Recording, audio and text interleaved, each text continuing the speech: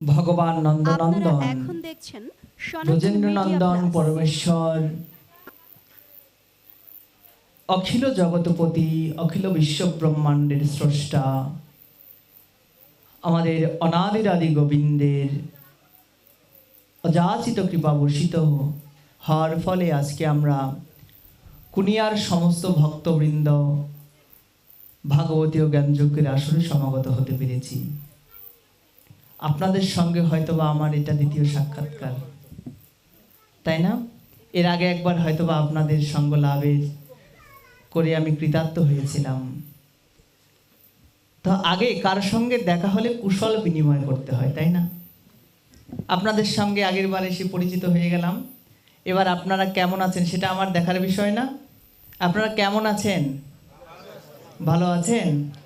তা ভালো থাকলে যার কৃপাতে আমরা ভালো আছি তার নামে যে একবার জয়ধ্বনি দিতে হয়, মনে আছে না ভুলে গেছি? দেখেন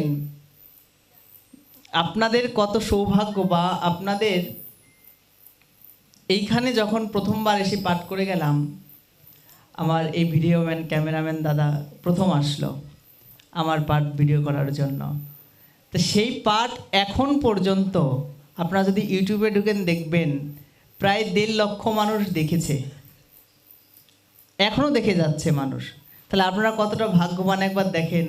হয়তো বা কী পাঠ করে চলে গেছে অনেকের নাই মনে থাকতে পারে, কিন্তু ইউটিউবে ঢুকলে পরে দেখবেন 1.5 লক্ষ মানুষ দেখছে আপনাদের ওই পাঠটা এখনও। তাহলে কত সুন্দর সুযোগ করে দিয়েছে ভগবান, দেখেছেন এখন? তো যাই হোক, ভালো আছি তো সবাই? আচ্ছা, তাহলে ভালো থাকলে যখন আমি বলবো প্রেম সে বলো, তখন কি বলতে হবে? ভুলে যায় নাই তো? আচ্ছা বলবো তো? তাহলে প্রেম সে বলো, জোর সে বলো, আরো জোরে। নিতাই গৌর সীতানাথ প্রতি প্রেমানন্দে গৌর হরি বল।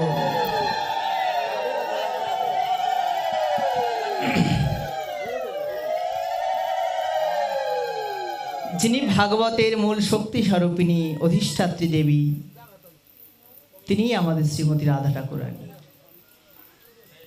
অতএব তার নামে জয়ধ্বনি না দিলে কিছু একটা কম থেকে যায়। তো তার নামে যখন জয়ধ্বনি দেয়া হয় তখন পাঠের মধ্যে যত বাধাবিঘ্ন আসার জন্য কলি বিভিন্নভাবে, কালকে আমি তো গতকালকেই এসেছিলাম, আপনারা হয়তো বা অনেকে দেখেছেন, পাঠের মধ্যে অনেক সময় বাচ্চারা পিছনে করছিল না, ব্যাসপিঠে যেয়েছিল সেও বারবার রেগে যাচ্ছিল বিষয়টা দেখে।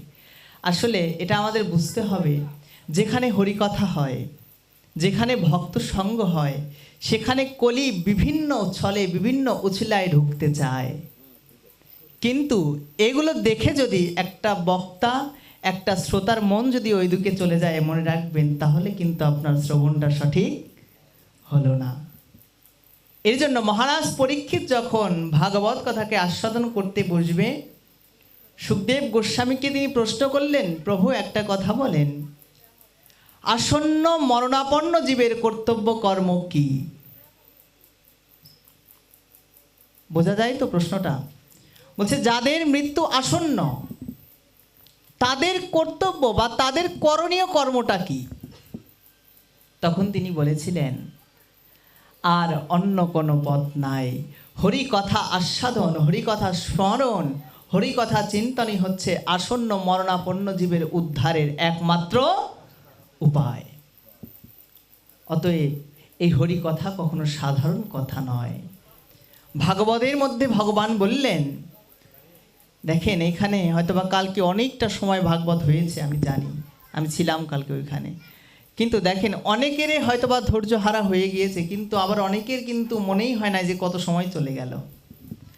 বিষয়টা যাদের মন একাগ্র হয়ে রয়েছে, আপনারা জানেন এই একাগ্রতাটার মূল গোপনীয় বিষয় কি? ভাগবতের মধ্যে ভগবান বলছেন, যেই ভক্ত আমার কথারূপ অমৃতকে দিবানিশি পান করে, আমি তার কর্ণগুহর দ্বারা হৃদ মন্দিরে প্রকটিত হই। নিতাই গৌর সীতানাথ প্রেমানন্দে গৌর হরি বল। কেননা তিনি জানেন কলিযুগের মানুষের এত ধর্ম করার একাগ্রতা থাকবে না, এত সংযম থাকবে না, মন চঞ্চল থাকবে, আর চঞ্চল মনে কখনো গোবিন্দকে স্থির করে রাখা যায় না। এর জন্য তিনি কৃপা করে এই যে ভাগবতের মধ্যে যেই কথাগুলো আপনারা আস্বাদন করবেন, ভগবানের লীলা, ভক্ত চরিত্র যা কিছুই আস্বাদন করেন না কেন, বুঝতে হবে এগুলো কোনো সাধারণ কথা নয়। এজন্য মনটাকে আগে শান্ত করে বসতে হবে।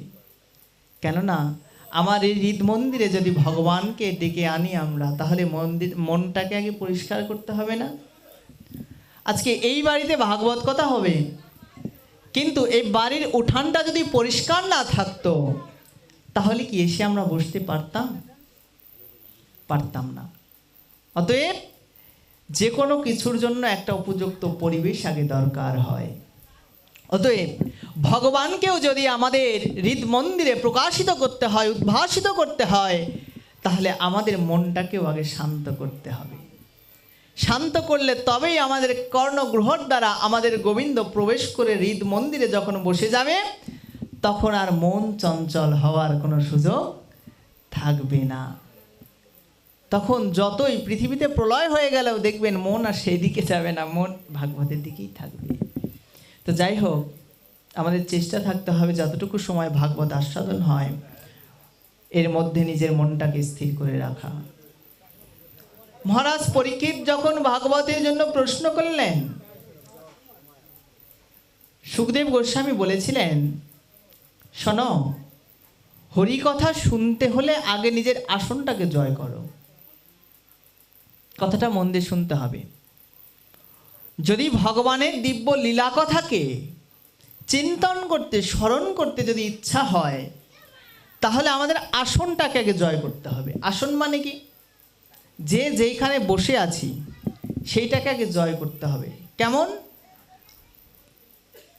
এইখানে বসে থেকে আমার মন যেন ঘরের ভিতরে না চলে যায়, এখানে বসে থেকে আমার যেন জুতার দিকে মন চলে না যায়, এদিকে বসে থেকে যেন কিভাবে কে সেজে আছে ওই দিকে যাতে মন না চলে যায়, তাহলে কিন্তু ভাগবত শোনাটা আমাদের পুঙ্খানুপুঙ্খ হবে না। এর জন্য আমাদের আগে মনটাকে স্থির করে আসনে যে যেইখানেই বসে আছেন প্রার্থনা রাখতে হবে, প্রভু যখন ভাগবত কথা শোনার জন্য বাড়ি থেকে বেরোবেন, প্রভু তোমার চরণে আমি এই নিবেদন করি যেন যতটুকু সময় ভক্ত সঙ্গে আমরা থাকি আমাদের মনটা যেন আর অন্যদিকে না যায়। নিতাই গৌর সীতানাথ প্রেমানন্দে গৌর হরি বল।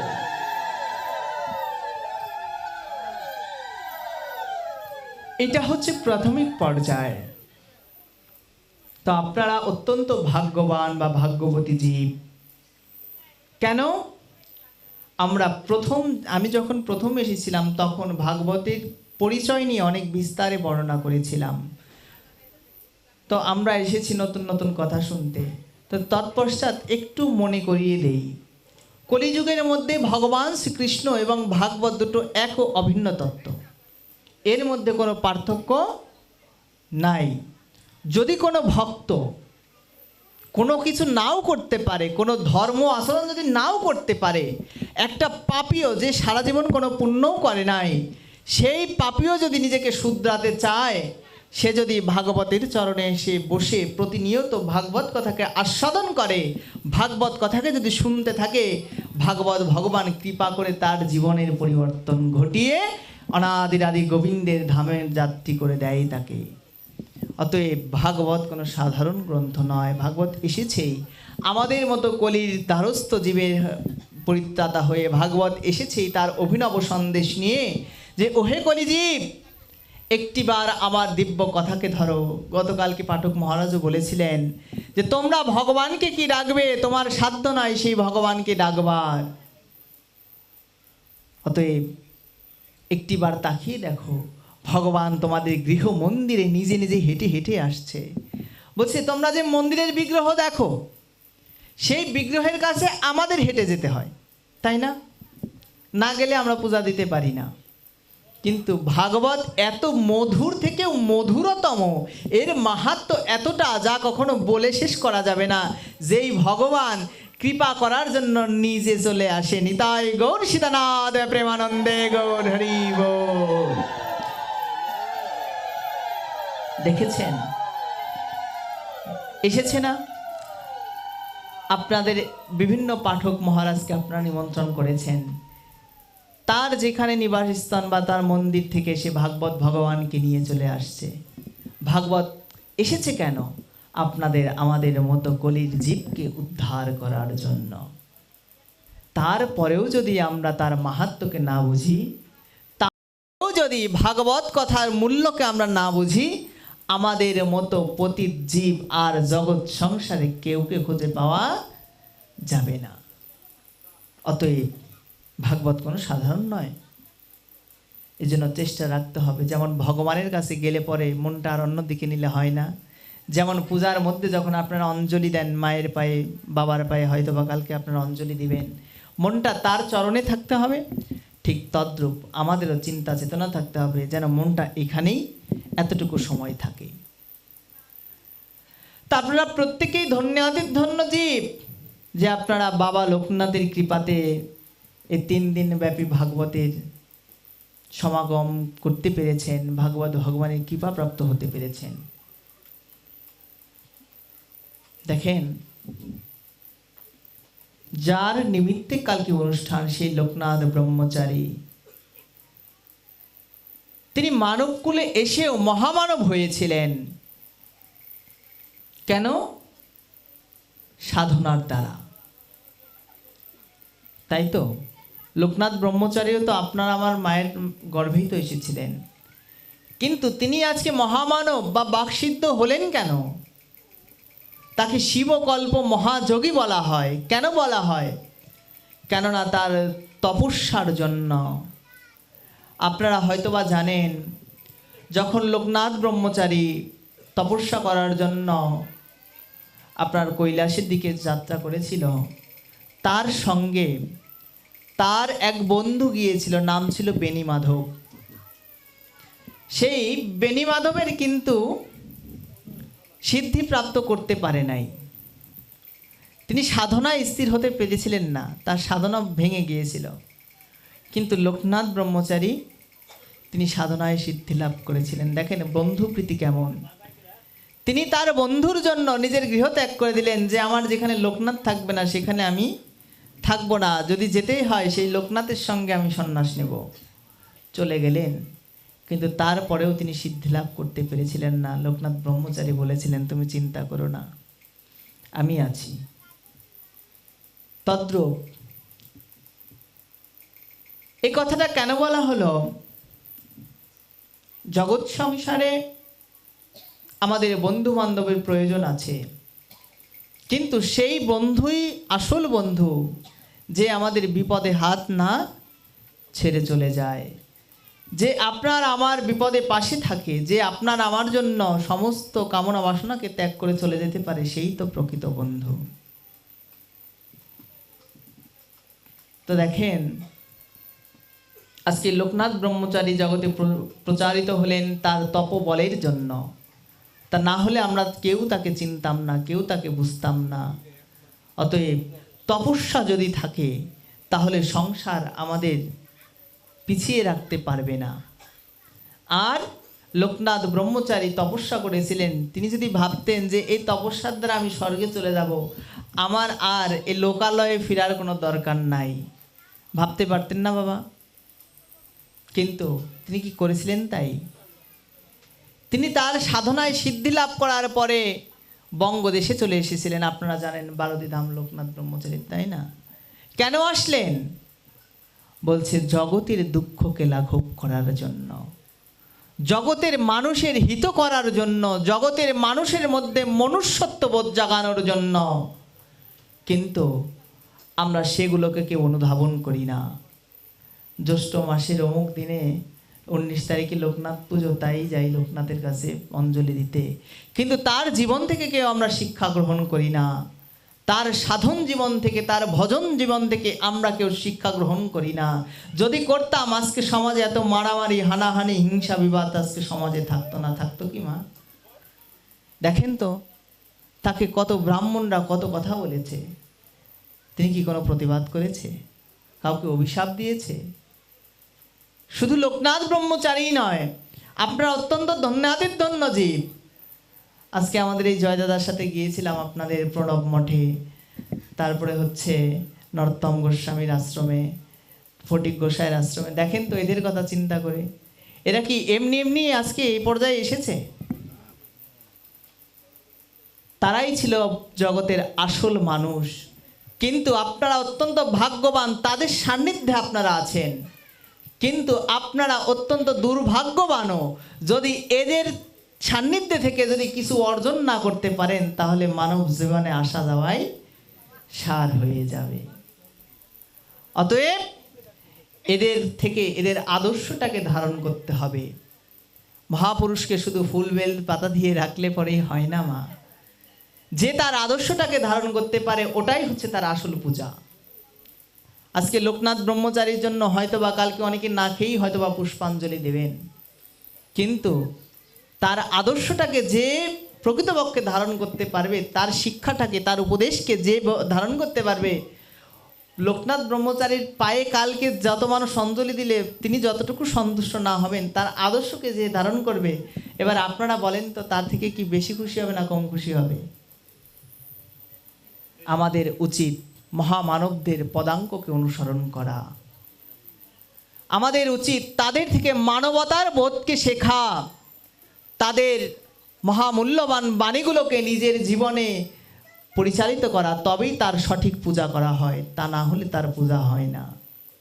আড়ম্বরে পূজা করাটা সহজ, আচরণে পূজা করাটা এত সহজ নয়, তাই তো। তো আমি আপনাদের কাছে প্রার্থনা রাখবো, যেহেতু বাবা লোকনাথ কৃপা করে ভাগবত ভগবানকে এখানে আনালেন, আপনাদের কাছে আমার একটা একান্ত প্রার্থনা থাকবে, যেন ভাগবতের থেকে যা শোনেন কিঞ্চিত যদি জীবনে ধরে রাখতে পারেন, সেটাই আপনার সার্থকতা। যদি আসেন এবং চলে যান, তাহলে কিন্তু পাঠ শুনে কোনো হিত হবে না। কালকে পাঠক মহাশয় বললেন কত সুন্দর, দেখেন শ্রবণম মঙ্গলম, শ্রবণ করলে মঙ্গল, এতে ভুল নাই। কিন্তু মঙ্গলটা তখন বেশি কার্যকর হবে যখন আপনি সেটাকে নিজের জীবনে আচরণে আনবেন। অতএব সেই আশাবাদকে ব্যক্ত করে আজকে আমরা একটু ভাগবতীয় কথার মধ্যে প্রবেশ করি। তো যাই হোক, আমাদের যেহেতু ভগবানের কালকে আরাধনা হবে, যেহেতু ব্রহ্মচারী মহাশয়ের পূজা হবে, আমাদের আগে বুঝতে হবে যে ভগবানের কাছে কি চাওয়া প্রয়োজন। আমরা কেউই জানি না যে ভগবানের কাছে কি চাইতে হয়। আপনারা জানেন ভগবানের কাছে কি চাইতে হয়? কি চাইবেন আপনারা? পিছনের মায়েরা কি চাইতে হয় ভগবানের কাছে? আমার একটা বাড়ি হোক, আমার একটা গাড়ি হোক, আমার সুন্দর একটা বউ হোক, এগুলো, আমার ছেলেটা যেন একটু চাকরি বাকরি পাক, এগুলোই তো আমরা চাই। এগুলো বাইরে কি কেউ চাই? এই পিছনের মায়েরা কথা বলেন একটু, এগুলোর বাইরে চাই কেউ? কথা বলে না, মানে এরা এগুলোই চায়, এগুলোর বাইরে আর কেউ চায় না, বোঝা গেল। তাই তো যাই হোক, আপনারা অনেক ভালো, আমাদের গ্রামের মানুষ চায়। তো যাই হোক, আজকে ভাগবত থেকে যেই লীলাটাকে আমি আস্বাদন করানোর চেষ্টা করব, ভগবানের কাছে কি চাইতে হয়, এমনকি কি চাইলে ভগবানও সন্তুষ্ট থাকে, ভক্ত সন্তুষ্ট থাকে। যার দেবার ক্ষমতা 10 টাকা, তার কাছে যদি আমি 1 টাকা কামনা করি মা, তাহলে বিষয়টা কেমন হয়ে যায়? ভালো হয় কি? লস হয়ে গেল না? আপনি আমি তো সব কিছু লাভ লসের চিন্তা করি, কিন্তু ভগবানের কাছে আমরা যা চাই, ভগবান বেটা হাসে। কেন হাসে? বলছে আমার কাছে যা চাইলো, এগুলো তুমি না চাইলেও তোমার কর্মে যদি থাকে, আমি তোমাকে এমনি দিয়ে দেব। দেবে না মা? শাস্ত্র বললেন অবশ্যমেব ভক্তব্যম কৃতম কর্ম শুভাশুভ। তুমি চাও বা না চাও, তোমার ভাগ্যে যেটা আছে আমি তোমাকে সেটা দিয়েই দেব। আর এইবার তার কাছে যদি তুমি বলো আমি 10 টাকা চাই না, আমি 1 টাকা নিয়েই থাকতে পছন্দ করি, তো ভগবান বেটা আরও হাসে, কি ব্যাপার, আমি যাকে এত দিতে পারি সে আমার কাছে এতটুকু চাইলো। বিষয়টা কেমন হয়ে গেল না? তো আজকে আমরা এই লীলার মধ্য দিয়ে, যেহেতু কালকে চাওয়া পাওয়ার একটা ঝড় বয়ে যাবে বাবা লোকনাথের কাছে, তাই না? যে আজকে যদি আমার ছেলেটা চাকরি হয়, সামনের বার লোকনাথ ব্রহ্মচারীর জোর মূর্তি দিয়ে বাড়িতে পূজা করব। যদি না হয় তাহলে কিন্তু করব না। করেন কেউ? অনেক সময় মানত করেছেন না আপনারা, যে আমার যদি এই মনোবাসনাটা পূর্ণ হয় তাহলে মা আমি তোমাকে 2টো পাঠা দিয়ে যাব, কিন্তু যদি না হয় তাহলে আর দেওয়ার কোনো বালাই নাই। আচ্ছা বলেন তো, স্বার্থের চিন্তা কখন করে মানুষ? এই চিন্তাটা কখন করে যে তুমি যদি আমাকে কিছু দাও আমি তোমাকে তখন কিছু দিব? এই চিন্তাটা আমরা ব্যবসায়িক ক্ষেত্রে খাটাই না? কি বলে বাবারা, কি বলে? মায়েরা হয়তো বা জানবে না, এটা আমরা কোথায় খাটাই? ব্যবসায় খাটাই না? যে তুমি আমাকে কিছু দিলে তবেই আমি তোমাকে দেব। অর্থাৎ তাহলে দেবতাদের সঙ্গে আমাদের সম্বন্ধটা ওই ব্যবসায়িক হয়ে গেল না? এবার আপনি চাইলেন, দেব দেবতার কাছে কোনো না কোনো বিষয় চাইলেন, বৈভব চাইলেন, ভগবান দিলেও তাই। কিন্তু দিন শেষে যখন আমার কর্মফলের তাড়নায় আমি নরকে যাব, তখন কি ভগবান আমাকে বাঁচাতে আসবে? বলেন তো, আসবে বাঁচাতে? কেননা তুমি তো আমার সঙ্গে, ভগবান গীতার মধ্যে বলেন, ইয়ে যথামাম প্রপদ্যন্তে তাম তথৈব ভজম মহম্মম বর্তমানুবর্তমন্তে মনুষ্যপত্য সর্বসাহা। হে অর্জুন, যে আমাকে যেইভাবে ভজনা করে আমি তাকে সেইভাবেই তুষ্ট করি। তুমি যদি ওই চাওয়া পাওয়া নিয়ে ভজন করো, ভগবান তোমাকে ওই চাওয়া পাওয়া এ জগতেই দিয়ে দিবে। মৃত্যুর পরে তুমি স্বর্গে যাও নরকে যাও, ভগবানের আর সেটা দেখার বিষয় নয়। বোঝা গেল কি মায়েরা? বোঝা যাচ্ছে তো কথা? পিছন থেকে শোনা যায় তো? আচ্ছা শোনা গেলে বলেন তো, প্রেমসে বলেন তো একবার, জোরসে বলেন। পিছনের মায়েরা হাত উঠায় নাই, ভাবছে মনে হয় দেখতে পাই না। একটু হাত উপরে করি, প্রেমসে বলো, জোরসে বলো, আরো জোরে। নিতাই গৌর সীতানাথ প্রেমানন্দে কে হরি বল। কে বলে আমরা বলতে পারি না? দেখেছেন, এত কষ্ট করে, এত গাদাগাদি করে বসে আছেন, তারপরও রাধে রাধে বললে পর মনটা কত হালকা হয়ে যায়।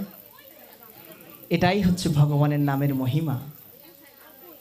যেখানে হরি নাম হয়, যেখানে ভগবত নাম হয়, সেখানে আর অন্য কোনো দিকে কিন্তু মন যাওয়ার কোনো সুযোগ নাই, যদি সেটা সঠিকভাবে চিত্ত দ্বারা শোনা যায়, বোঝা যায়, আস্বাদন করা যায়। আর এর মতো আনন্দ জগৎ সংসারে আর কোনো জায়গায় কিন্তু পাবেন না। যদি আপনারা সম্মেলনে গেছেন না বাবা, অনেক সময় রাজনৈতিক বক্তারা যখন ওঠে স্টেজে, দেখবেন সে এমন পেঁচাল শুরু করে দেয়, মানে বিরক্ত লেগে যায়, না পারি উঠে আসতে, না পারি বসে থাকতে, হয় না এরকম অনেক সময়? কিন্তু এরকম কি দেখেছেন, যারা আপনি ভাগবত কথাকে যারা মন দিয়ে শুনে না তাদের ভাব আলাদা, আপনি পাঠ মন দিয়ে শুনছেন, শুনতে শুনতে ভাবের মধ্যে চলে গেছেন, কিন্তু তখন কোন দিক দিয়ে সময় চলে যাচ্ছে তাও মনে হয় না, যে আরেকটু শুনি, আকাঙ্ক্ষাটা থেকে যায় না? এটা আমার নিজের দেখা। তো যাই হোক, কথার আকর্ষণ শক্তি আছে, কেননা নামরূপে কৃষ্ণ ভগবান এই কলিযুগে অবস্থান করছেন। তো আজকে ভগবানও জীবকে ততটুকু দেয়, জীব যতটুকুর কামনা করে, জীব যতটুকুর যোগ্য, কিন্তু সেই ভগবানকেও বাগে ফেলে দেয়া যায়। সেই উপায়টা নিয়ে আজকে আমরা ভাগবত থেকে শুনব। শিখে রাখেন, যদি এত ভক্তের মধ্যেও যদি 2-4 জন একটু ধরে রাখতে পারেন, তাহলেই সেটা তার জন্য উপকার হবে, তা না হলে কোনো উপকার নাই। কি চাইতে হয়, যদি এই বিষয়ে যদি আলোচনা করা হয়, তাহলে আমাদের দেখতে হবে ভাগবতের ধ্রুব মহারাজের চরিত্রটা। আমাদের চৈতন্য মহাপ্রভু যখন লীলায় ছিলেন, তিনি সর্বদা 2টো চরিত্রকে একদম মুহুর্মুহুর শ্রবণ করতেন। ভগবানের লীলাকে তিনি অত আস্বাদন করতেন না। কেন? তিনি তো নিজেই তো কৃষ্ণ, তাই না? তিনি নিজেই কৃষ্ণ, বহিরাবরণটা তার রাধার। আর ভগবান সবসময় ভক্ত চরিত্র শুনে আনন্দিত হয়। ভক্ত যেমন আমরা ভগবানের গুণগান করে আনন্দ পাই, আর ভগবান সবসময় ভক্তের চরিত্র শুনে আনন্দিত হয়। চৈতন্য মহাপ্রভুর সময় ধ্রুব চরিত্র আর প্রহ্লাদ চরিত্রটাকে বেশি শুনতেন। তার এক হৃদয়ের একটা টুকরা ছিল, কেননা তিনি তো ভক্ত বাঞ্ছা কল্পতরু। তা আজকে দেখেন, এক সময় ভারতবর্ষের একজন রাজা ছিলেন, তার বিবাহ হয় প্রথম বিবাহ সুনীতির সঙ্গে। প্রথম রানীর নাম থাকে সুনীতি। সেই সুনীতির সঙ্গে যখন বিয়ে হয় কিছুদিন চলে যায়, কিন্তু কোনো সন্তানাদি হচ্ছে না। তিনি বাধ্য হয়ে আর একটা বিবাহ করলেন। এই কথাটা থেকে আপনারা বলতে পারেন, বাবা বিষয়টা কেমন হয়ে গেল, 2টা বিয়ে করছে, 3টা বিয়ে করছে। এটা কিন্তু কলিযুগের ঘটনা নয়, এটাকে বুঝতে হবে। বিভিন্ন যুগে বিভিন্নভাবে ধর্ম এসেছে। অতএব আগেকার যুগে রাজাদের সেই ক্ষমতা ছিল, রাজাদের সেই অ্যাবিলিটি ছিল, যার কারণে তারা যদি বহু পত্নীকেও যদি গ্রহণ করতেন তাহলেও তাদের কোনো দোষ ছিল না। এখন আপনারা বলতে পারেন, বাবা যদি এখন তাহলে আমি 2টা বিয়ে করি তাহলে সমস্যা কোথায়? আরে বাবা, একটা বউ নিয়েই মানুষ থাকতে পারে না, 2টো বউ বিয়ে করে দেখো না মজাটা কি, তাই না? বিষয়টা হচ্ছে আমরা বুঝবো না, আমরা তো এই জগতের মানুষ, এখনো সংসার জীবনে প্রবেশ করিনি, যারা করেছেন তারাই বুঝেন। তা কি হলো, তিনি যখন সন্তান হচ্ছে না, এবার রাজ্যভার চলবে কি করে, আর একটা বিয়ে করলেন। দ্বিতীয় নাম রানীর নাম হচ্ছে সুরুচি। গল্পটা মন দিয়ে শুনবেন, এর মধ্যে শিক্ষণীয় দিকগুলোকে আমি তুলে ধরার চেষ্টা করব। কেননা এই ধ্রুব চরিত্রটা হয়তো বা অনেকেই শুনেছেন, অনেকেই বুঝেছেন, কিন্তু এর দার্শনিক দৃষ্টিকোণগুলো থেকে আমি একটু আলোচনা করার চেষ্টা করব, যাতে দেখেন ভাগবত কথা জীবন্ত কথা। ভাগবত কথা কোনো গাল গপ্পের মধ্যে সীমাবদ্ধ নাই, এর মধ্যে দর্শন আছে। যদি এই দর্শনটাকে নিজের জীবনে উপলব্ধি করতে পারেন, যদি এই দর্শনগুলোকে খুঁজে বের করতে পারেন, তবেই ভাগবত শুনে আপনি আনন্দ পাবেন। তা না হলে আসলেন আর গল্প আকারে শুনে চলে গেলেন, কিছু বুঝলেন না, তাহলে কিন্তু এগুলো শুনে আনন্দ হবে না। তো আসুন আমরা দেখি আমাদের পরমারাধ্য আমাদের নিতাই চাঁদ কোন দিকে কথাগুলোকে নিয়ে যায়। সেই সুনীতি সুরুচি কিছুদিন যাওয়ার পরে সেই বড় রানীর গর্ভ থেকে একটা সন্তান হয়েছিল। তার নাম রাখলেন ধ্রুব মহারাজ। আর এবার ছোট রানী চিন্তা করলেন, হায় হায়, যদি বড় রানীর সন্তান যদি সব কিছু পাওয়া যায় তাহলে তো আমার দাম থাকবে, আমার যদি কোনো সন্তান না হয় তাহলে আমার দাম কোনো থাকবে না, যেমনটি আমরা রামায়ণের মধ্যে দেখতে পাই। তিনি কি করলেন, তিনিও গর্ভধারণের ইচ্ছা পোষণ করে তার গর্ভের থেকে একটা সন্তানকে জন্ম দিলেন। তার নাম রাখা হলো উত্তম। মা পিছন থেকে কথাগুলো বোঝা যায় তো? না বোঝা গেলে বলবেন, আমি ছোট মানুষ, আপনাদের বোঝানোর মতো শক্তি আমার নাই, যদি তারপরেও একটু চেষ্টা করে যতটুকু হয় আর কি। তা এইভাবে কিছুদিন যাওয়ার পরে দেখবেন পিতা সবসময় বড় মানুষকে বেশি ভালোবাসে না ছোট মানুষকে ভালোবাসে? বলেন তো, যারা বড় ছেলে আছেন তারা জানবেন বিষয়টা, তাদের মা বাবা বেশি ভালোবাসে না ছোটটার প্রতি টান বেশি থাকে? ছোটটার উপরই তো। মায়েরা কি বলে, কার ওপর টান বেশি থাকে?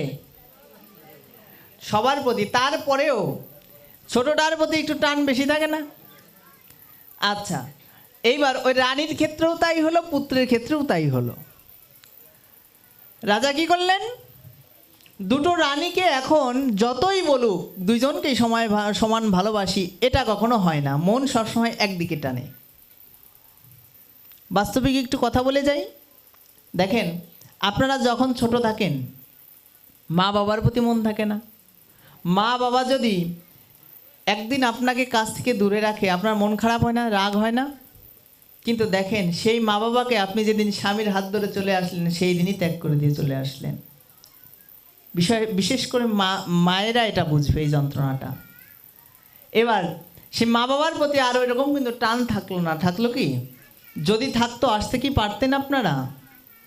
আসার পরে কি হলো, এবার স্বামীর প্রতি টান তৈরি হয়ে গেল। মা বাবাকে 2 বছরও ছেড়ে থাকা যায়, কিন্তু 2 দিন স্বামী বাইরে না থাকলে লেগে যায় দা বটিতে।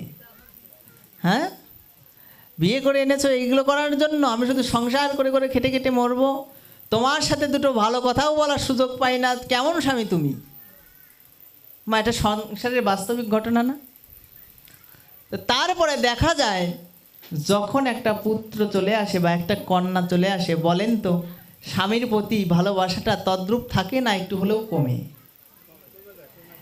মায়েরা, পিছনের মায়েরা কোনো কথাই বলছে না, আমি বুঝতে পারছি না, মনে হয় তাদের ভালো লাগছে না। সাউন্ড যায় না? যায়, বোঝা যাচ্ছে না? ঘুম চলে এসেছে? ঘুম তাড়ানোর ওষুধ কিন্তু আমার কাছে আছে, দেখবেন কিভাবে। প্রেম সে বলো, জোর সে বলো, আরো জোরে, আরো জোরে।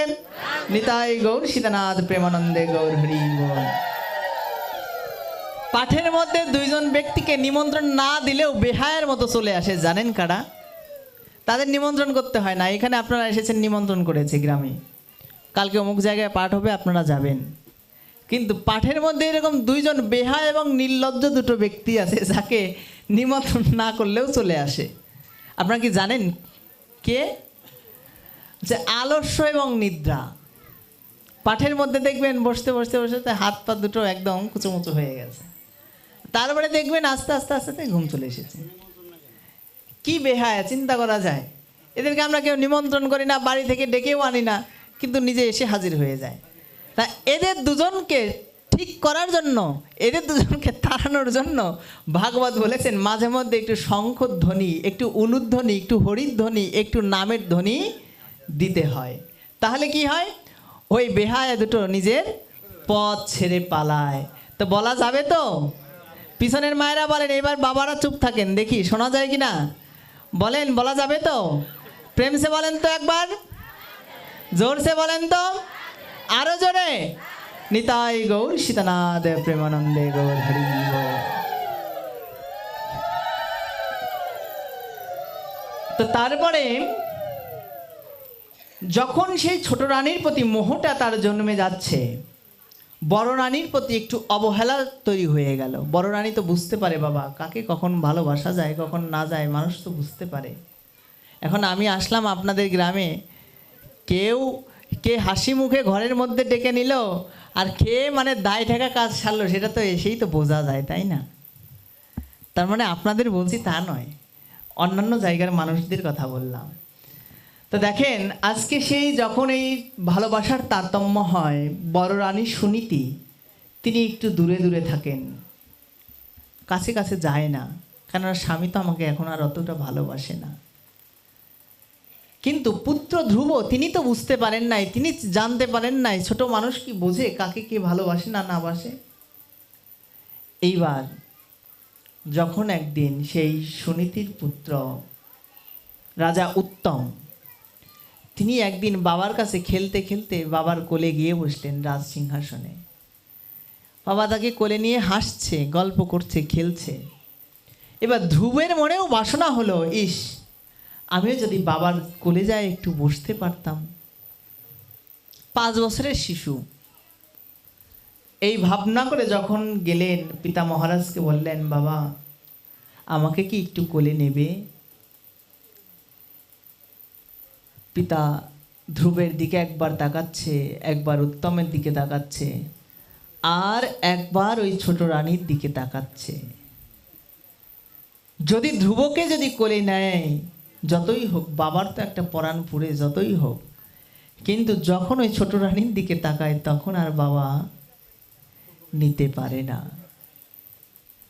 তখন তিনি কি করলেন? বলছেন, বাবা তোমাকে আমি পরে নিব, তুমি একটু পরে আসো। ধ্রুব মহারাজ বারবার বিরক্ত করছে।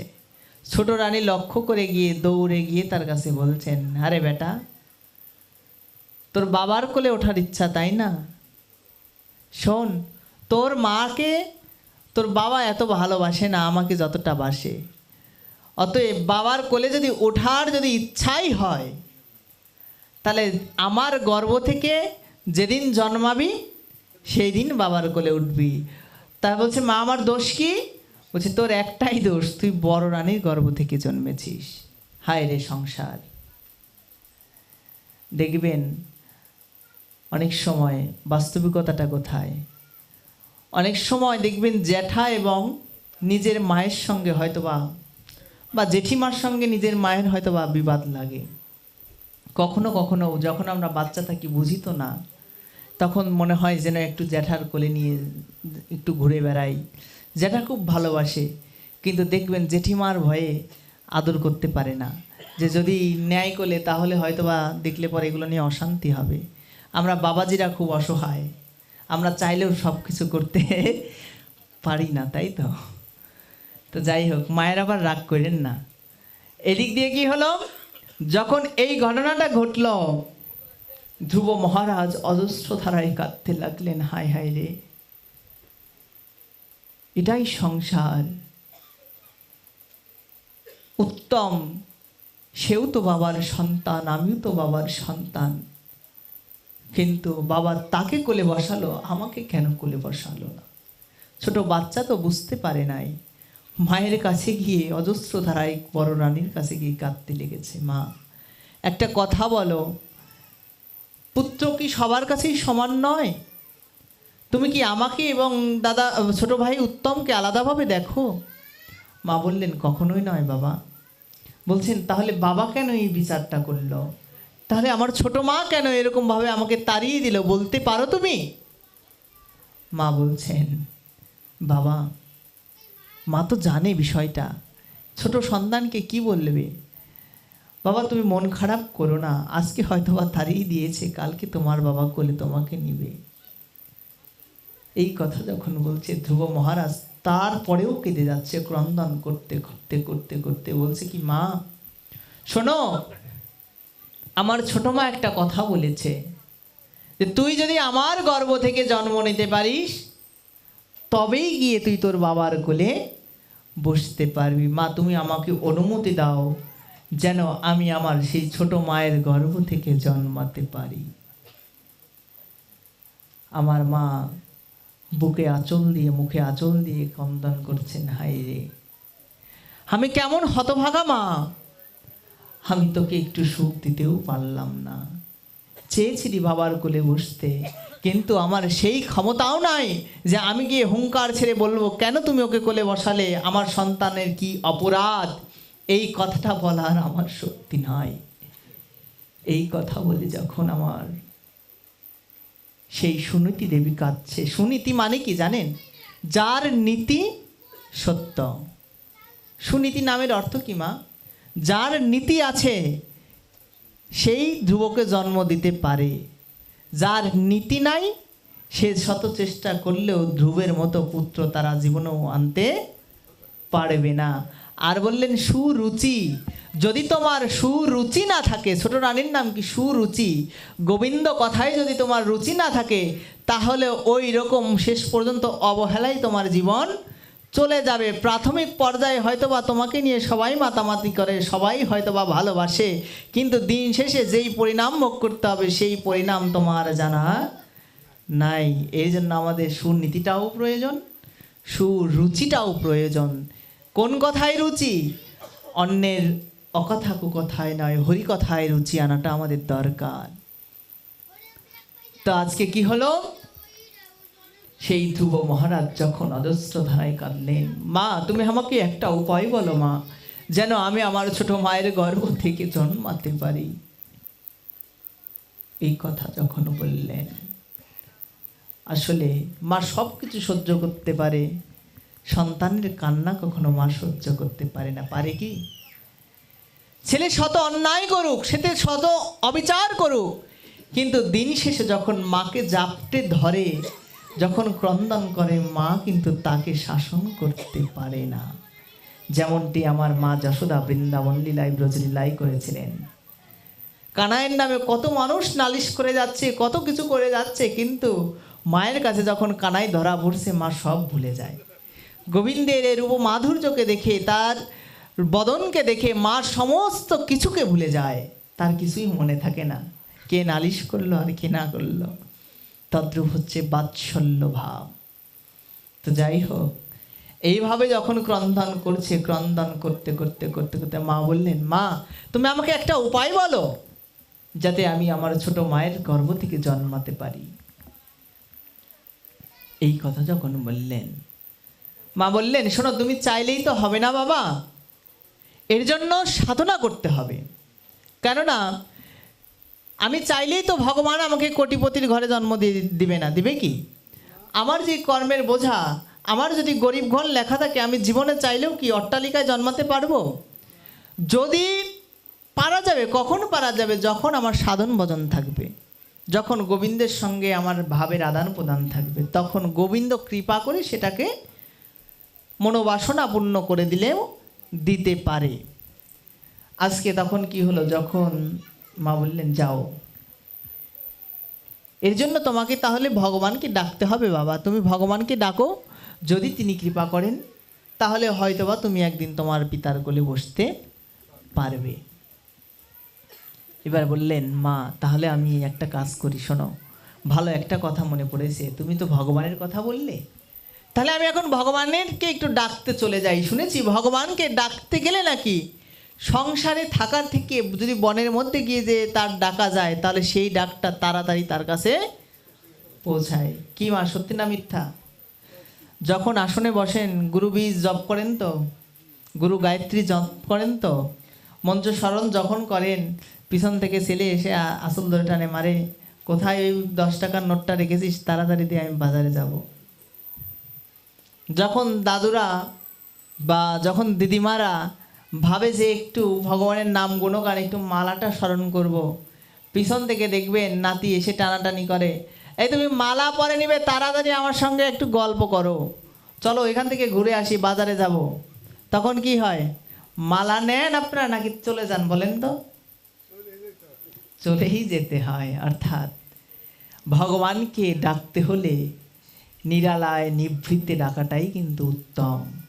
যেখানে লোক সমাগম, যেখানে আপনার বাধা আসবে, সেইখানে থেকে মনটাকে স্থির করা সহজ নয়। এই জন্য কালকে বাবা খুব সুন্দর একটা কথা বলেছিলেন যে অন্তত পক্ষে সারাদিন ভগবানকে যতটুকু সময় স্মরণ করেন বা না করেন, অন্তত পক্ষে ঘুমানোর সময়টা, সবাই ঘুমাই পড়ে তো, আপনি তো পরে ঘুমান, তখন কি হয়, পাশে যে শুয়ে থাকে তার সঙ্গে গল্প না করে একটু ভগবানকে স্মরণ করেন।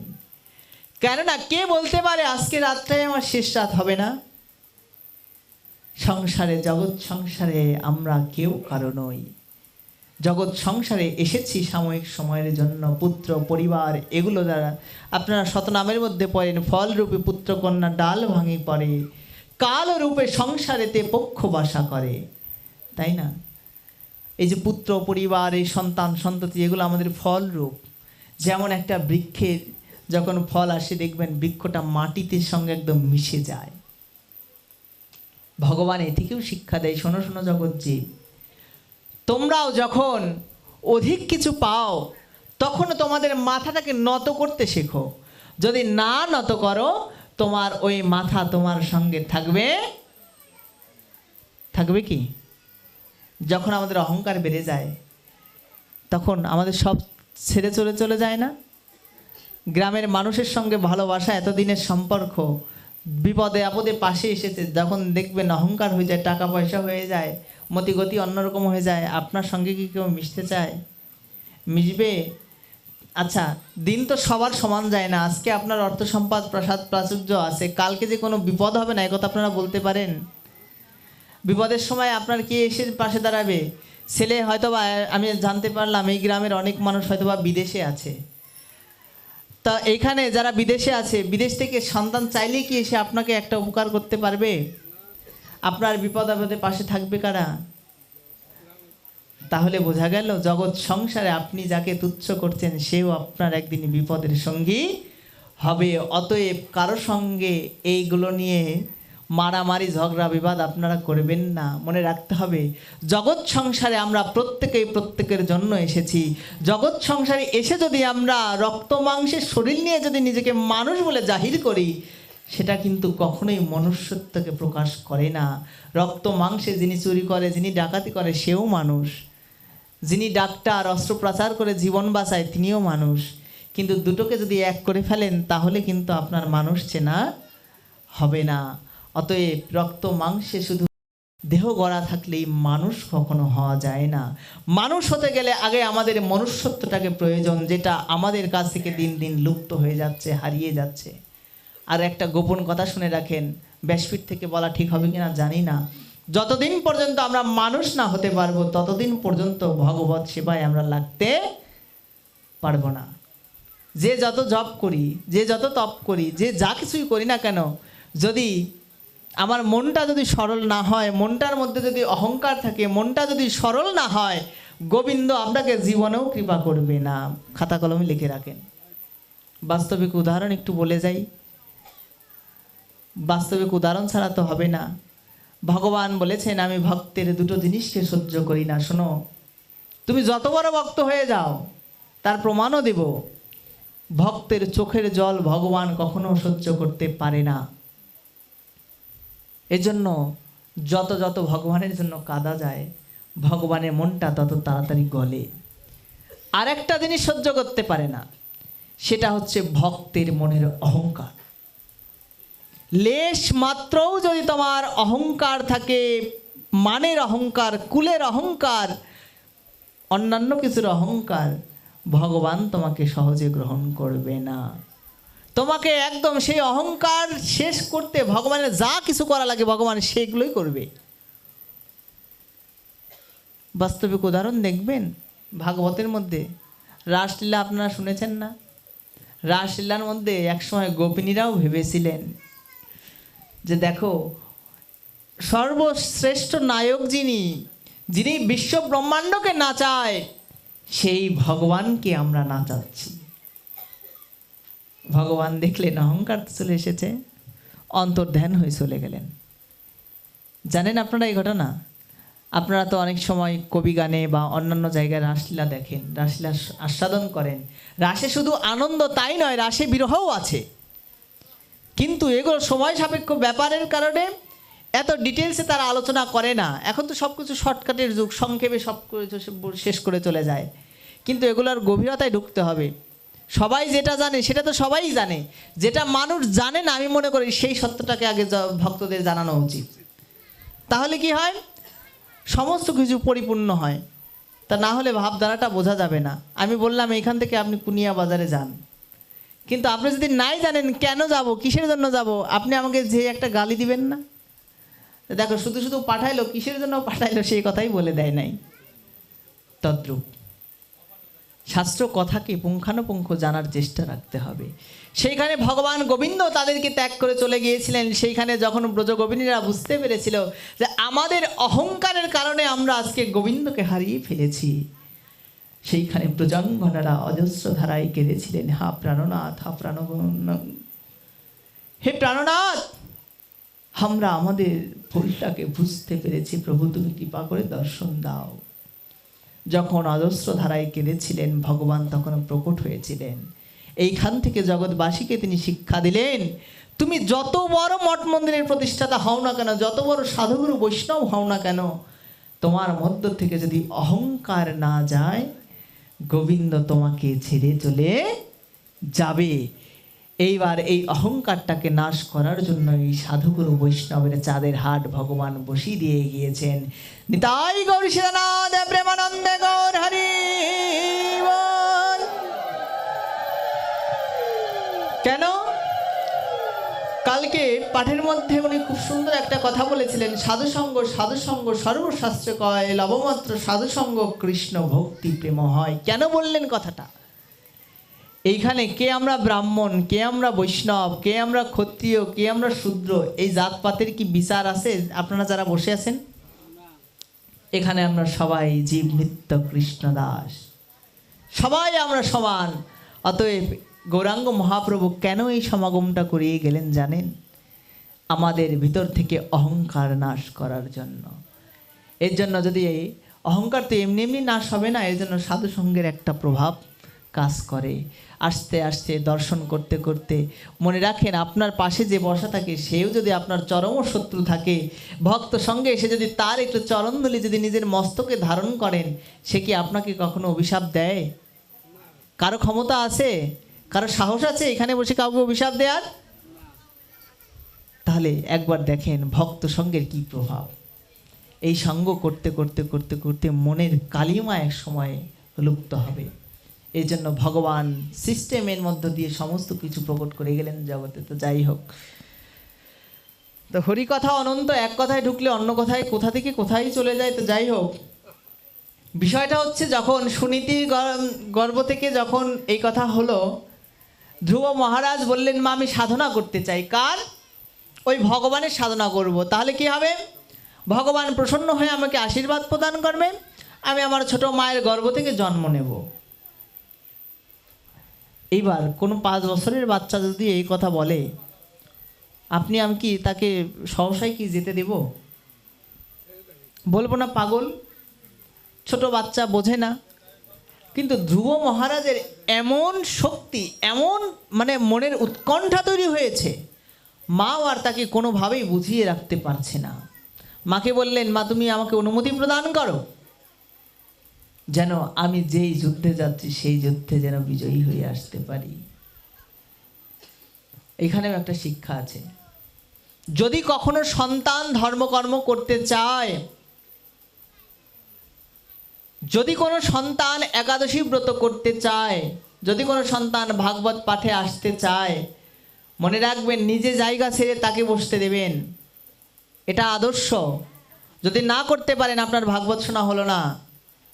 কেননা আপনি যাকে জায়গা করে দিচ্ছেন, ভাবটা এরকমভাবে রাখতে হবে, বাবা আমার দ্বারা তো হলো না, যদি তুমি কিছু পাও তুমি আমাকে একটু অংশীদারি করো। আজকে শাস্ত্র এই কথাও বললেন, শুধু জন্ম দিলেই মা বাবা হওয়া যায় না। শুধু জন্ম দিলেই মা বাবা হওয়া যায় না, শুধু কানে মন্ত্র দিলেই কখনো গুরু হওয়া যায় না। যদি সে আমাদের ভগবতমুখী না করে, সে যদি আমাদের ভগবত উপাসনা না শেখায়, তাহলে একটা মা বাবা কখনো আদর্শ মা বাবা হতে পারে না। যদি সন্তান কোনো ভাগ্যক্রমে যদি কখনো সাধন ভজন বা যদি জপ তপ যা কিছু হোক করতে চায়, আপনারা উৎসাহ প্রদান করবেন। মনে রাখবেন, একটা সন্তান যদি ধর্মপথের প্রতীক হয়, এটা আপনার 1-2 জন্মের ভাগ্য নয়, এটা আপনার শত শত জন্মের সুকৃতির ফসল। আর এই সন্তানের জন্য আপনার 1-2 পিঁড়ি নয়, 21 পিঁড়ি পর্যন্ত উদ্ধার হয়ে যেতে পারে, যদি কোনো সন্তান যদি সেই ভগবত পথের যাত্রী হয়। অতএব আপনি যদি তাকে টেনে ধরেন, নরকে তাকেও যেতে হবে, আপনাকেও যেতে হবে। দিন শেষে যদি সেই সন্তান বলে, মা এসেছিলাম তোমার গর্ভে একটু ভগবানের সেবা করার জন্য, কিন্তু তুমি আমাকে করতে দিলে না, তুমি আমাকে নরকগামী করলে। অতএব তখন সেই সন্তানটা যদি মা বাবার কারণে যদি আমাদের অমঙ্গল হয়, সেই পুত্র কখনো মা বাবাকে কি কখনো ভালো কিছু বলতে পারে? আপনি আমি বলবো? তাহলে আজকে মা চিন্তা করলেন যে ধ্রুবকে আর আটকে রাখা যাবে না, যা বাবা তুই যা, চলে যা। অনুমতি যখন দিলেন, মাকে প্রণাম করে চললেন আমার ধ্রুব মহারাজ। যেতে যেতে বন জঙ্গল, এত তো আগে পরিষ্কার পরিচ্ছন্ন জায়গা ছিল না, বনের মধ্যে বাঘ সিংহ হুঙ্কার করছে, কিন্তু ধ্রুব মহারাজের ওইদিকে কোনো ভ্রুক্ষেপ নাই। তার একটাই লালসা, আমি ভগবানকে দেখব, ভগবানের সান্নিধ্য পাবো, ভগবানের কাছে আমার গিয়ে মনের দুঃখ কষ্টকে জানাবো, তবেই গিয়ে যদি তার কৃপা হয় তাহলে আমার দুঃখের উপশম হবে। আজকে ধ্রুব মহারাজ দেখিয়ে গেলেন, বুঝিয়ে গেলেন, হে জগজ্জীব, তোমার এই দুঃখের কথা, তোমার এই ব্যথার কথা যদি কারো কাছে না বলতে পারো, আমার ওই অনাদিরাদি গোবিন্দের কাছে একটিবার নিবেদন করো। যদি তুমি ভাবো যে আমার এই দুঃখের দিনে, আমার এই বিপদের দিনে আমার এই ব্যথাকে কে শুনবে, যদি তুমি ভাবো যে আমার এই দুঃখ, আমার এই কষ্টে সংসারের কেউ আমার পাশে নাই, কার কাছে গিয়ে আমি আমার এই মনোদুঃখকে, মনোকষ্টকে ব্যক্ত করব?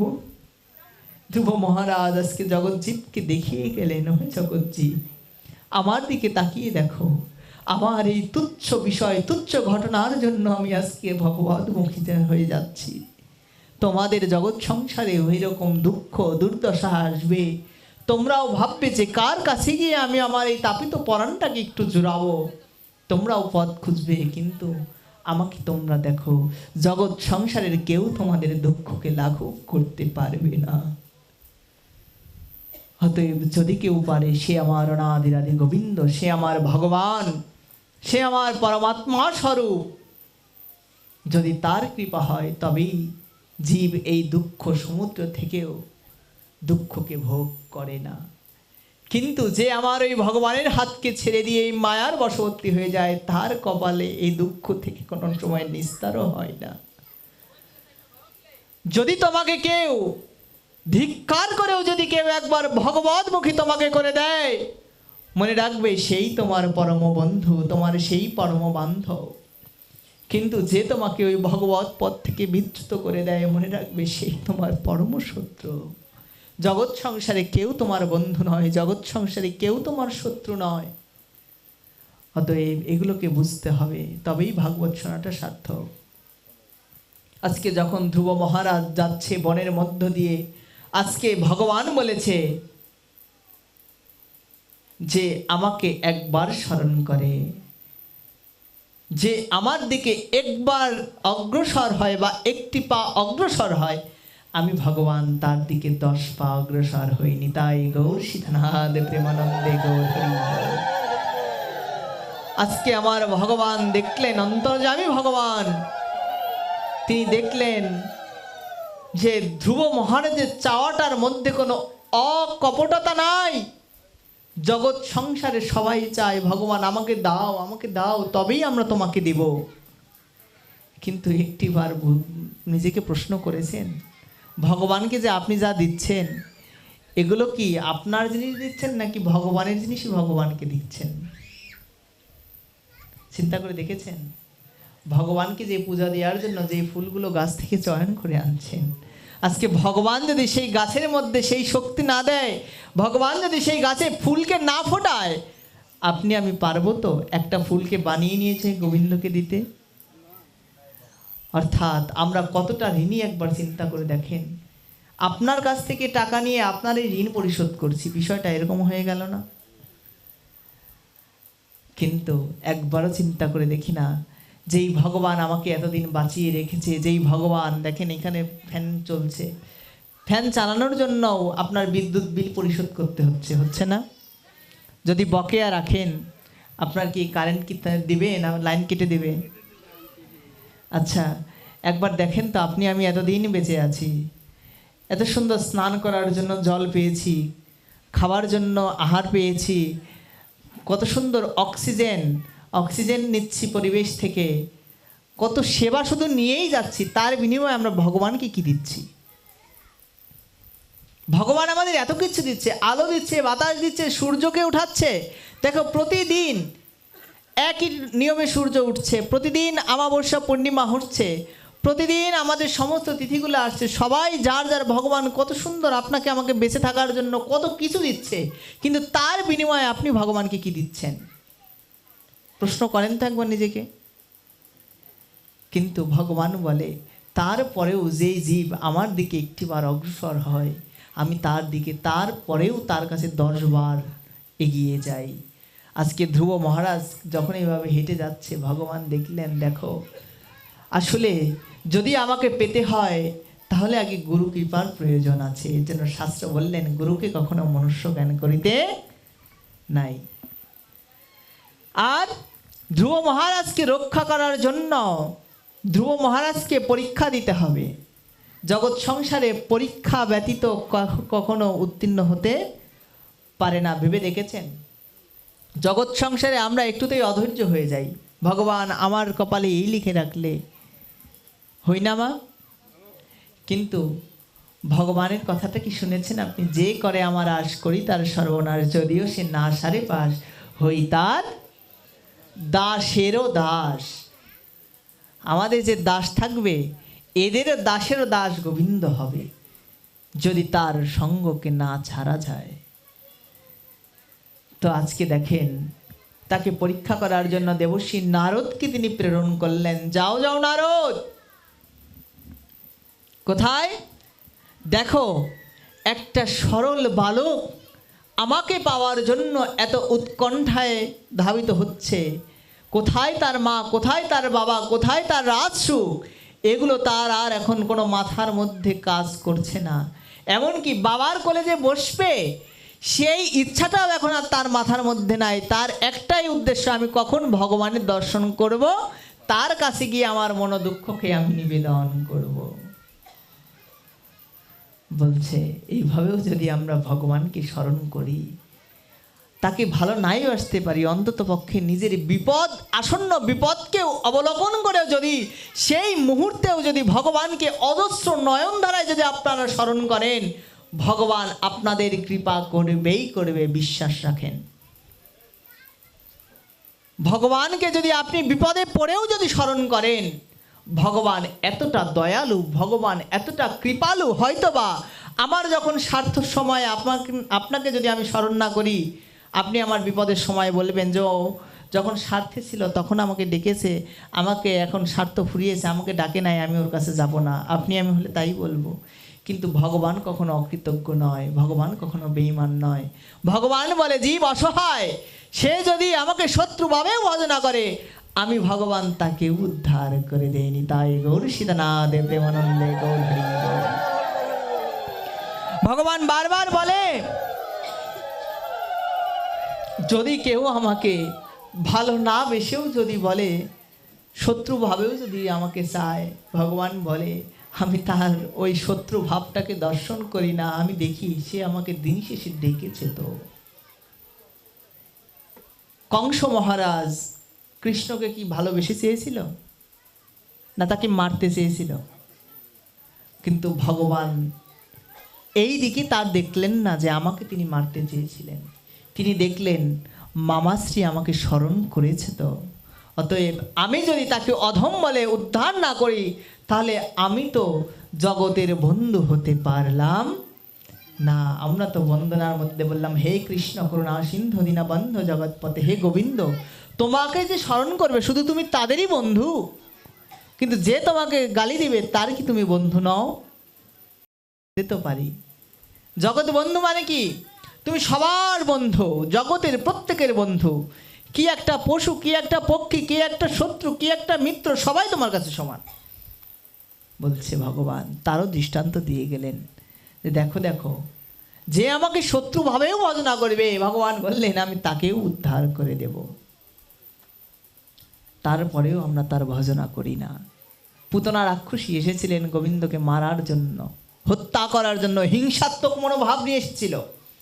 তারপরেও গোবিন্দ তাকে মাতৃগতিতে প্রেরণ করে দিলেন, যাও, যেখানে আমার নন্দরানীর স্থান, যেখানে আমার মা যশোদার স্থান, যেখানে আমার দেবকীর স্থান, সেখানে তুমি আগেই চলে যাও। তাকে আগেই গমন করিয়ে দিলেন। এই হচ্ছে আমার ভগবান। এত আলাভোলা দেখেছেন? ভগবান আমাদের কত আলাভোলা।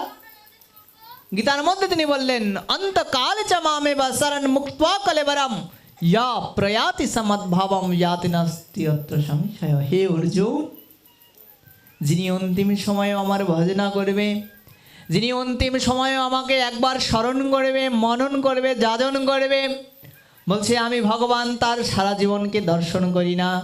তিনি যে অন্তিম সময়ে আমাকে ডেকেছে, এই কথাটাকে আমি শুনে, এই কথাটাকে আমি দেখে আনন্দিত হয়ে সেই ভক্তকেও আমি সমস্ত পাপ থেকে উদ্ধার করে আমার শ্রীপাদ পদ্মে পৌঁছে দেয়নি। তাই গৌর সীতানাথ প্রেমানন্দে গৌর হরি বল। সে অন্তিম সময়ে যদি আমাকে স্মরণ করে, আমি ভগবান তাকে নিজে হাতে পার করে দিই, তার আর পারের চিন্তা করতে হয় না। এর জন্য ভগবান যদি মৃত্যুর সময় এতটা বন্ধ হতে পারে, জীবন থাকতে থাকতে কেন আমরা তার শরণ গ্রহণ করি না? কেন আমরা তাকে ভালোবাসি না? তাকে ভালোবাসতে তো টাকা পয়সা অর্থ সম্পদ লাগে না, লাগে কি? তাকে ভালোবাসতে লাগে শুধু একটু মনের ইচ্ছা, একটু প্রেম, একটু ভক্তি। ভগবান আপনার আমার কাছে অন্য কোনো বস্তুর কামনা করে না। ভগবান যদি আদেশ করে, তাকে সেবা করানোর জন্য হাজার হাজার দাস দাসী তৎক্ষণাৎ এসে প্রকটিত হয়ে যায়। কিন্তু তারপরেও ভগবানের বাসনা যে আমাকে একটু ভক্তরা ভালোবাসুক। ভক্তের মনোবাসনা, ভক্ত যা চায় আমি তাকে না চাইতেই দিয়ে দিব। গীতার মধ্যে ভগবান বললেন, কালকে শ্লোকটা বলেছিল কিনা আমি খেয়াল করতে পারি নাই, যে অনন্যাস চিন্তায়ন্তমং ये जना पर्युपासते तेषां नित्याभियुक्तानां যোগক্ষেমং বহাম্যহম। তুমি যদি আমার অনন্যভাবে ভজনা করো, আমি ভগবান তোমার সমস্ত দায়ভার নিজে কাঁধে বহন করব। তা আমাদের দায়ভার যদি ভগবান নেয়, আপনার আমার পাওয়ার কিছু বাকি থাকে? কিছু চাওয়ার বাকি থাকে? কোথায় সংসার, কোথায় পরিবার, এগুলো কি দেখার জন্য কি আমার আপনার চিন্তা করে স্টক করতে হয়, টেনশন করতে হয়? তার শুধু দায়িত্বটা তার উপরে ছেড়ে দিন। দেখবেন এই যে বর্তমানে এত হার্ট অ্যাটাকের সমস্যা, এত হৃদরোগের সমস্যা স্টক করে, এগুলো হচ্ছে কেন? সমস্ত সংসারের বোঝাটাকে নিজের মাথায় করে রেখেছি, যার কারণে চিন্তা বাড়ে। আর যার চিন্তা বাড়ে সেই শেষ পর্যন্ত স্ট্রোক করে। স্ট্রোক করে কি হয়? মারা যায়। মারা গেলে পরে সর্বোচ্চ 1 বছর পর্যন্ত তাকে সমাজ মনে রাখে, তাই না? আপনি আমি মারা গেলে কয়দিন মনে রাখবে? সর্বোচ্চ 1 বছর। যেদিন মারা যাবো দেখবেন কোথায় পুত্র, কোথায় পরিবার, কোথায় স্ত্রী, সবাই এসে অজস্র ধারায় কান্নাকাটি করবে, হায় হায় কি যেন জীবন থেকে চলে গেল, একে না পেলে হয়তোবা আমাদের জীবন বাঁচবেই না, এরকম মনে হবে। কিন্তু কতক্ষণ? যখন শ্মশানে নিয়ে যাওয়া হয়, যখন শ্মশানে নিয়ে যাওয়া হয়, যেই ছেলেটা এতক্ষণ পিতা পিতা বলে কাঁদছে, সেই ছেলেটাই তাড়াতাড়ি করে ওই খড় কাটাগুলো তাড়াতাড়ি করে হাতে নেয়, বাবার মুখাগ্নি করতে হবে। হায় রে সংসার। একটু আগেও বললো যে বাবা তোমাকে ছাড়া আমরা আর বাঁচবো না, সেই সন্তানের মুখ আলা করার জন্য আজকে আমার পাটকাঠিগুলোকে হাতে করে নিয়ে গোছায়। বাবার সত্য না মিথ্যা? যেই পিতার জন্য যখন তুলসী তলায় শুয়েছিল তখনও অজস্র দ্বারায় বললো বাবা তুমি একবার ফিরে আসো, কোথায় গেলে কোথায় গেলে, এরকম মনে হচ্ছিল তাকে ছাড়া তার জীবনই বাঁচবে না। যখন মুখ আলা করে চলে যায়, সংসারে তোমাকে আমাকে ওইভাবে শ্মশানঘাটে একলা রেখেই চলে যাওয়া হবে।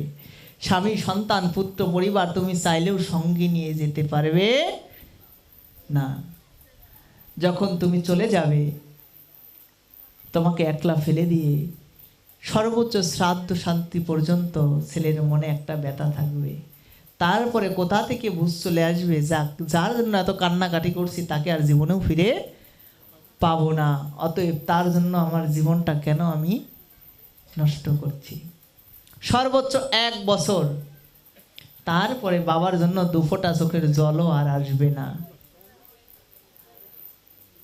তার জন্য, আপনার আমার জন্য চোখে 2 ফোঁটা জলও তার আসবে না। দেখেন আপনারা অনেকেই হয়তো মা বাবা হারিয়েছেন, বলেন তো তাদের জন্য কি ইচ্ছা করলে এখন আপনার 2 ফোঁটা চোখের জল আসে?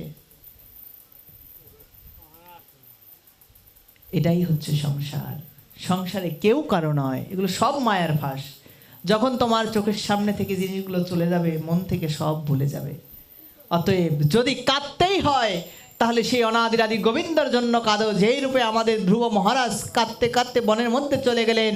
আমার ভগবান চিন্তা করে দেখলেন একে আর কোনোভাবেই ফিরিয়ে রাখা যাচ্ছে না, কিন্তু এ কতটুকু উপযুক্ত, যদি পরীক্ষা ব্যতীত যদি একে আমি ফল দিয়ে দিই, জগৎ সংসার ভগবানের নামে নিন্দা রটাবে, কুচ্ছা রটাবে যে তুমি কাউকে না চাইতেই দিয়ে দিয়েছো, আবার কেউ চাইছে তাকে তুমি দিচ্ছ না, তাহলে এটা পার্সিয়ালিটি হয়ে যায় না? এটা ভগবান কখনো করে না। পাঠালেন নারদ মহারাজকে। নারদ এসে বলছে ধ্রুব বাবা তুমি কোথায় যাচ্ছ? শোনো শোনো, পিছ থেকে ডাকছে, শোনো। বলছে কে আপনি? বলছে আমি আর অন্য কেউ নয়, আমি এক সাধু, আমি এক সন্ত। কোথায় যাচ্ছ তুমি? বলছে আমি শ্রীহরির দর্শনে যাচ্ছি, আপনি আমাকে পিছন থেকে ডাকবেন না, কেননা শুনেছি পিছু ডাক ভালো না। যদি আপনি পিছুতে ডাকেন তাহলে আমার গোবিন্দ দর্শনে আমার দেরি হয়ে যাবে, আপনার সঙ্গে আমি আর কথা বলতে পারছি না, আপনি চলে যান। বলছে শোনো, তুমি যেই বনের মধ্যে যাচ্ছ এখানে গভীর অরণ্য, এখানে কেউ তুমি তো রাজার ছেলে, তোমার সঙ্গে কোনো সৈন্য আসেনি, তোমার সঙ্গে কোনো পাইক পেয়াদা আসে নাই, তুমি এই কঠোর মাটিতে হাঁটতে পারবে না, তোমার পায়ে ফোসকা পড়ে যাবে, বন থেকে পশু বেরিয়ে তোমাকে ছিঁড়ে খাবে, তুমি দাঁড়িয়ে যাও। বাবা শোনো, তুমি ভগবানকে পেতে চাও তো? যেই বলেছে ভগবানকে পেতে চাও, ধ্রুব মহারাজ দাঁড়িয়ে গেলেন, বলছেন হ্যাঁ আমি অবশ্যই ভগবানকে পেতে চাই। বলছে ভগবানকে তুমি সংসারে থেকেও পেতে পারো, যাও যাও বাড়ি ফিরে যাও, মায়ের কাছে থাকো, মায়ের সঙ্গে ভগবানকে ডাকো, দেখবে ভগবান তোমাকে সেখান থেকেও কৃপা করবে, চলে যাও। কেননা সব কিছুর একটা বয়স আছে, তোমার তো এখনও সেই বয়স হয়নি, বোঝার মতো শক্তি হয়নি, সাধনা করার জন্য তপস্যা করার জন্য একটা শরীর উপযুক্ততা প্রয়োজন আছে, তোমার হয়নি, তুমি চলে যাও। বলছে আপনি কি আদৌ কি সাধু? প্রশ্নটা মন দিয়ে শুনবেন। বলছে আপনি কি আদৌ সাধু? নারদ মুনি স্তম্ভিত হয়ে গেলেন, এতটুকু বাচ্চা এইরকম কথা কেন বাবা? বলছে শুনেছি, মায়ের কাছে গল্প শুনেছি, সাধুগুরু বৈষ্ণবরা জীবকে ভজনমুখী করে, তারা ভগবানের কাছে কিভাবে তাড়াতাড়ি পৌঁছানো যায় সেই পথ দেখায়। আর আপনি আমাকে কিভাবে আমি তার কাছ থেকে দূরে চলে যাব সেই পথ দেখাচ্ছেন। তাহলে আপনি কোনো সাধু নয়, আপনি হচ্ছে সাধু এসে পাখণ্ডী ভণ্ড সাধু। ধ্রুব মহারাজ এখানেও আমাদের একটা শিক্ষা দিলেন। জগতে যতই বেশভূষা থাকুক না কেন, যতই আমরা মালা তিলককে ধারণ করি না কেন, এগুলো আমাদের বহিরের আবরণ। যদি আমাদের জীবের জন্য পরাণ না কাঁদে, যদি আমাদের জীবের দুর্দশায় যদি মন যদি বিগলিত না হয়, আমরা সাধু হতে পারি নাই। শুনে রাখেন, খাতা কলমে লিখে রাখেন। হইতে পারে আমি মঠ মন্দিরের প্রতিষ্ঠাতা, মঠ মন্দিরের বিশাল বিশাল পদে আছি, কিন্তু আমার মন যদি জীবের জন্য না কাঁদে, জীবের অসহায় দুর্দশা দেখে যদি আমার মন যদি বিগলিত না হয়, বাবা বহিরঙ্গে সাধু সাজাটা খুব সহজ, ভিতর থেকে সাধু হওয়াটা এত সহজ নয়। কথা যখন বললেন সাধুর কর্তব্য হচ্ছে জীবকে ভগবানের চরণ প্রান্তে পৌঁছে দেয়া। আমার নিত্যানন্দ প্রভুকে দেখেন তো, জগায় মাথায় মেরে তার কপাল দিয়ে যিনি সংকর্ষণ ভগবানের অবতার, যিনি ত্রেতা যুগের লক্ষণ দাপরের বলরাম, তাকে মেরে কপাল ফাটিয়ে দিলেন, দর করে রক্ত ঝরে ঝরে পড়ছে। আমার চৈতন্য মহাপ্রভু হুঙ্কার ছেড়ে বললেন, কে আমার শ্রীপাদকে আক্রমণ করলো? তার এত বড় দুঃসাহস কোথা থেকে হলো যে আমার শ্রীপাদকে তিনি আঘাত করলো? মনে রাখবেন, ভগবানকে যদি গালি দেয়, খুব সুন্দর একটা শিক্ষা শুনে রাখেন, ভগবানকে বললাম শত্রুভাবে ভজনা করলেও ভগবান সন্তুষ্ট হয়, কিন্তু কেউ যদি ভক্তের শত্রু হয়, কেউ যদি ভক্তের সঙ্গে কপটতা করে, কেউ যদি ভক্তকে দুঃখ দেয়, ভগবান তাকে জন্ম জন্মান্তর ধরেও কৃপা করবে না।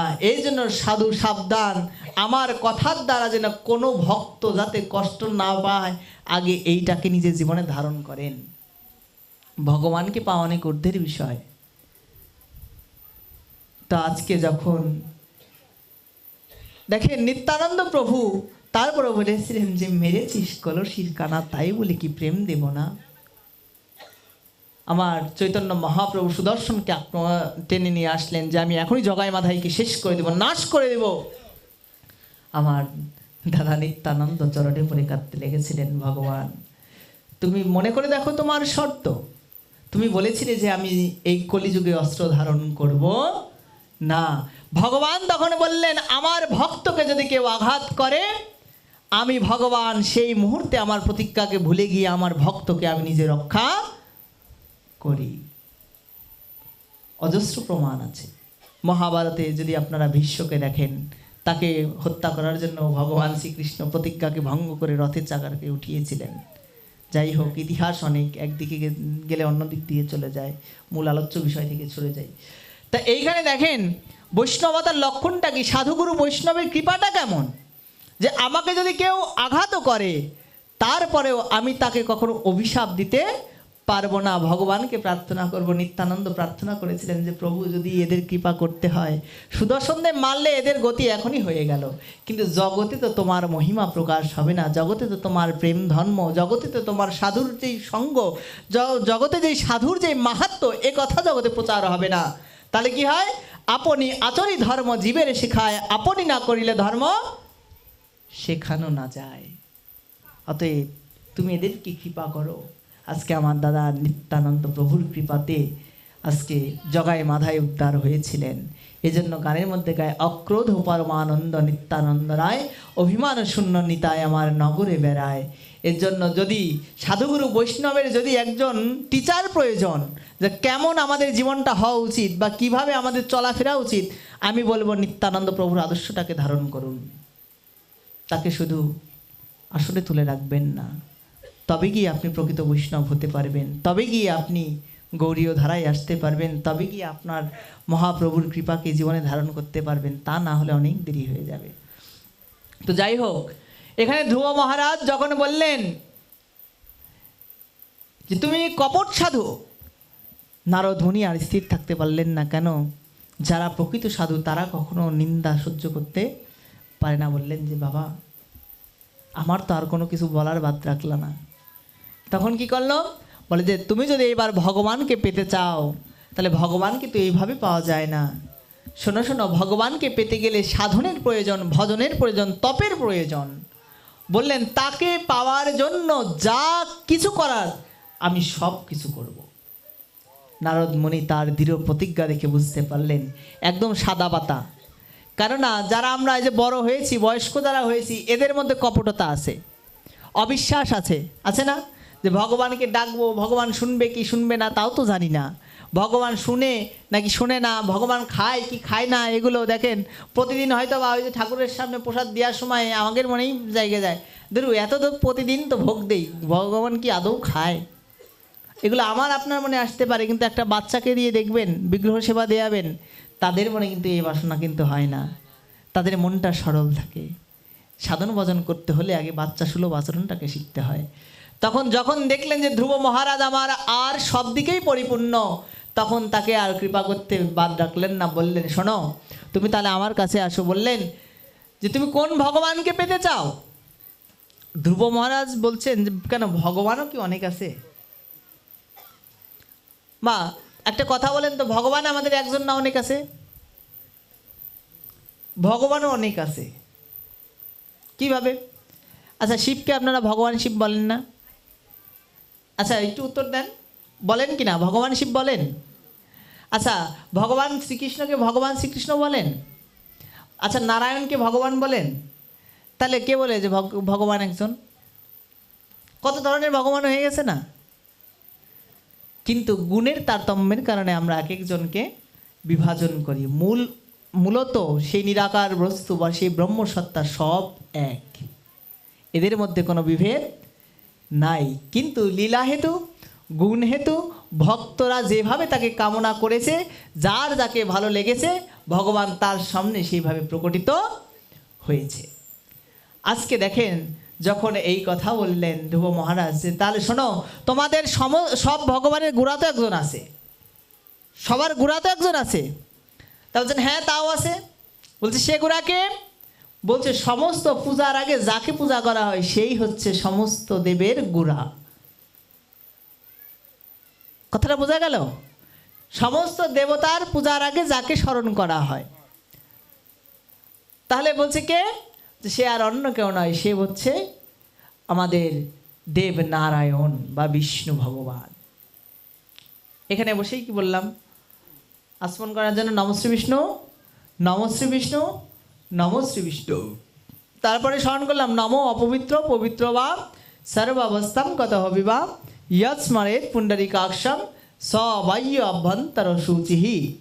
তাই না? আগে বিষ্ণুকে স্মরণ করলাম, ব্যাসপীঠে বসেও আগে বিষ্ণুকে আমরা স্মরণ করি শুদ্ধ হওয়ার জন্য। তা বললেন সমস্ত গোড়ার তিনি আছেন।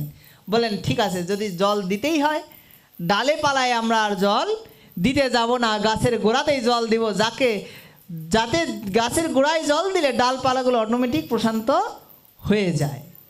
তা বললেন তাহলে আমি সেই বিষ্ণুর আরাধনা করতে চাই। বললেন শোনো, তাহলে এইভাবে যাওয়া যাবে না, তাহলে বিষ্ণুকে ধ্যান করতে হবে, চিন্তা করতে হবে। কি করো? তুমি আমার কাছে এসো, আমি তোমাকে দীক্ষিত করি, আমি তোমাকে মন্ত্র রূপে। দেখেন গুরুদেব মন্ত্র দিয়ে যায়, কেন দেয়? এইখানেও বোঝার আছে। গুরুদেব কর্ণ দ্বারা যেই বীজ মন্ত্র প্রদান করে আপনাকে, সেই বীজ মন্ত্রের মধ্যে শক্তি আছে। যেমন একটা বীজকে মাটির মধ্যে গেড়ে রাখলে কিছুদিন পরে সেখান থেকে বৃক্ষ অঙ্কুরিত হয়, তদ্রূপ গুরুদেব যাকে যেই বীজ মন্ত্র দিয়েছে সেই বীজ মন্ত্রের উপর আগে নিষ্ঠা ভক্তি প্রেম আনেন, তাহলে দেখবেন ভগবান আপনার হৃদ মন্দিরেও প্রকটিত হবেন। কিন্তু যারা এই যদি একটা শুকনা মাটিতে যদি বীজ ফেলে রাখেন তাহলে কিন্তু কখনো অঙ্কুরিত হবে, তার জন্য সেচের প্রয়োজন আছে না? এই জন্য ভগবান, এই জন্য যার যার গুরুদেব বলে মা এই মন্ত্রকে প্রতিদিন তোমরা স্মরণ করবে, মনন করবে। কেন? এই মন্ত্র স্মরণ মনন করতে করতে করতে করতে একসময় গোবিন্দ দর্শন হতে পারে এই মন্ত্রের মাধ্যমে। মন্ত্রের এত শক্তি। তখন তাকে দীক্ষা প্রদান করা হলো, ওম নমো ভগবতে বাসুদেবায়, এই মন্ত্রে তাকে দীক্ষা দিলেন। যখন দীক্ষা পেলেন বললেন গুরুদেব তাহলে এখন তো আপনি আমার গুরু হয়ে গেলেন, কি করা যায়? বলছে এইবার তুমি গমন করো, এবার আর তোমাকে কেউ প্রতিহত করতে পারবে না। এইবার তুমি যত বনের মধ্য দিয়েই গমন করো না কেন, এই নামের প্রতি বিশ্বাস রাখো, নামের প্রতি শ্রদ্ধা রাখো, কোনো জগতের জন্তু জানোয়ার মানে কেউ তোমাকে কোনো ক্ষতি করতে পারবে না। এতক্ষণ তুমি অসুরক্ষিত ছিলে, এইবার আমি ভগবানকে তোমার মধ্যে দিয়ে গেলাম, এইবার ভগবানের শক্তি তোমাকে রক্ষা করবে। এর জন্য যার ভরসা গুরুদেব তার কখনো চিন্তা করতে হয় না। এর জন্য সাধুগুরু বৈষ্ণবের কাছে আশ্রয় নিতে হয়, নিজেকে স্যালেন্ডার করতে হয়, নিজেকে আত্মসমর্পণ করতে হয়, আর তাদের বাক্যকে হৃদয়ে ধারণ করে রাখতে হয়। কেন? যদি রাখতে পারেন, হয়তোবা আমি ভুল হতে পারি কিন্তু আমার এই ভগবানের কথা তো ভুল হতে পারে না, পারবে কি? অতএব এগুলোর একটা দাহিকা শক্তি আছে, কিন্তু আমরা কলির জীব বুঝি না। যখন চলে গেলেন এইভাবে যেতে যেতে 1 মাস 2 মাস 3 মাস করতে করতে যখন দেখতে দেখতে দিন পেরোয়, ধ্রুব মহারাজ আগে যা আহার